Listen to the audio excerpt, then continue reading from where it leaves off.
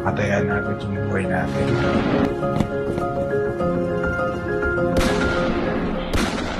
Diyos naman na magpapasya para sa lahat. Alam ko naman na hindi ganun kadali yung ginawa niyong operasyon.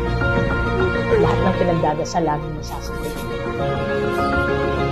Kung sa maliliit na bagay hindi natin kayang pagtapatan, ano pa sa malalaki? Kahit anong mangyari, nandito kami para sa inyo na. Sa dami ng training na pinagdaanan ko, ngayon lang ako nakaramdam ng takot sa buhay ko. Kung mabibigyan ako ng ibang pagkakataon, ayoko matapos ang buhay ko sa ganito.